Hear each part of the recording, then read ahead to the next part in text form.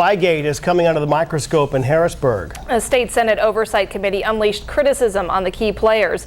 Tempers were near the boiling point at the state capitol. The I-Team's Joe Holden was in Harrisburg and he tells us what happened. We're heading out. We've got things to do.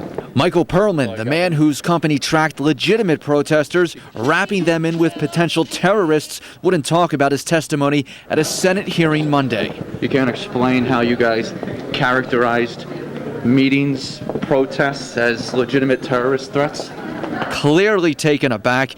Even the governor questioned earlier how the Institute for Terrorism Research and Response tracked events that leaders say had no business being on any watch bulletin. Senators lashed out. You use the imprimatur of your letterhead connected with state government to give this impression that you're a legitimate law enforcement bona fide organization. As far as I'm concerned, you're just running a scam. In a $103,000 contract entered into by Homeland Security Director James Powers, Perlman defended the work, saying it was situational awareness. If there's concern for confrontation between groups, that's obviously an issue. It's a public safety issue. A public safety issue that has drawn an apology from Powers. It's a shame that they misconstrued the use of the data in there to be an offense to their infringement upon their First Amendment rights. Well, I think it was the governor who indicated that. And he did too.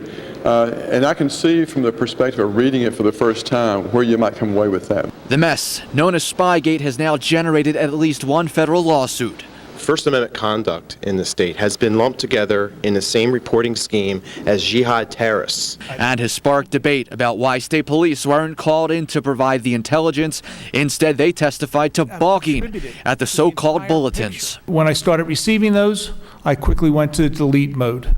But there's now little hope of erasing the havoc wreaked by Spygate. I mean, I almost feel like I'm in the twilight zone this morning in terms of some of your statements, and I'm engaged in some surreal dream that I keep trying to wake up this morning. I'm not really hearing all this stuff. I'm Joe Holden, Eyewitness News.